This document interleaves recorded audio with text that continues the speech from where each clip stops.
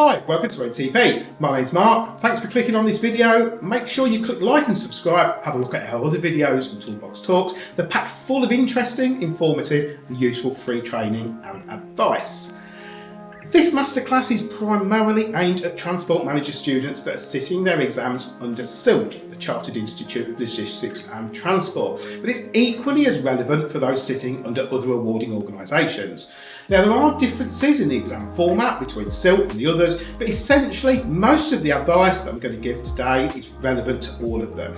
Let's focus first on the morning exam. Doesn't matter whether you're taking a multiple choice or a multi-format exam, they're pretty similar. Multi-format, just slightly different questioning styles, but they're not complicated and usually very clearly described. CILT allow you access to the online platform, so you can actually experience the exam style before the day of your exam. Now, you've got 2 hours to complete your exam, which is ample time. Obviously, in an exam environment, you're going to feel an element of pressure, but time should not be one of those factors. Whether you've got 40 questions to answer, like in CILT exam, or 60 questions under other exam boards, you should have plenty of time. But what happens when you finish?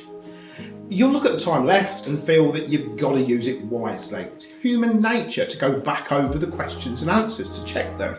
Good idea? Yeah, definitely, of course it is. But go through them with a different mindset. You're not looking at them the same as you did the first time. You're now checking for your mistakes. Your answers are going to sit broadly in 3 categories. Your first category will be ones that you know you've got right, barring any silly mistakes, and we can all make silly mistakes. The second category are the questions that you're sure you're on the right track with, probably 80-90% sure that you're there with them. Then there will always be the odd few in a third category that you've read and are unsure where to go with your answers. When you come back to check the questions, it's this third category where you need to be careful.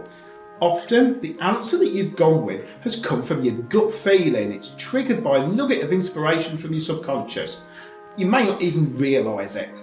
The issue is that if you reread the question and options, you will doubt yourself and you will change your answer. Can't be right, can it? More often than not though, it was, and you've just changed a right answer to a wrong one. Now, the ones to concentrate on are the ones that you know are right. Read them again. Ask yourself whether you're sure you've read it correctly, that you've not sped read it. I can almost guarantee that if there's a popular way of misreading the question, your examination board will also have an option that suits that too. So iron out those potentially silly mistakes.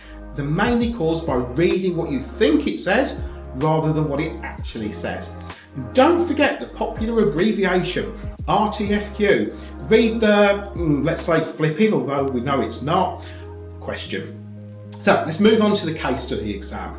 This is a little bit more exam board specific. CILT are about the issue outlined in their scenario and the interpretation of the course information to solve the problem. Other exam boards, they can be answered somewhat more directly than what CILT can. Now, CILT provide the case study overview in advance of your exam. Your training provider will have access to a selection of case studies. One of those will be your exam, but they won't know which. Whilst this may sound like a massive advantage, it's not quite the bonus it first seems. There will be important information in it. Info that will influence your answers, but CILT do not release the questions or any details of the scenarios that accompany each question. This means that there'll be questions where the information in the case study overview has no direct link to the questions asked, so the scenarios can lead the questions in any direction they wish. Now, familiarising yourself with these case studies will help save time in the exam. Knowing the content means that when you log into your exam, you will instantly recognise it and be comfortable with locating the information in it as necessary. If you haven't familiarised yourself with the content of them, it will take time in your exam to make sense of the information. And that's valuable time that could be better spent elsewhere. So this is going to save you at least 10 minutes in your exam. Now, whichever exam board you're working under, planning your exam is super important.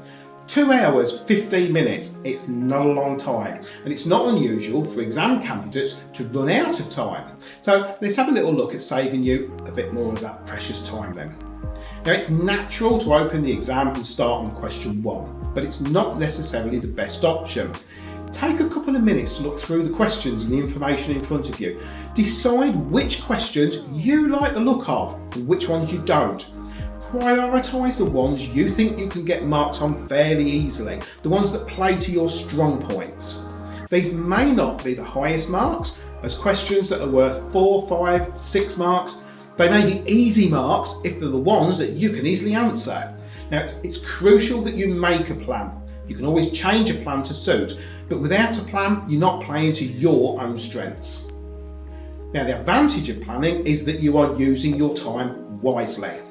Persevering on a question that you don't like the look of will sap your time. It will run away with you as you try to get as much down as you can, as you may have veered off the right track and the details you're putting down now not be relevant and won't get you the marks.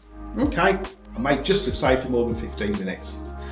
Thanks for watching. Don't forget to click like and subscribe so we can let you know when new videos are uploaded. Check out our other masterclasses and free training videos, including Toolbox Talks and more interesting, informative and useful videos. See you soon.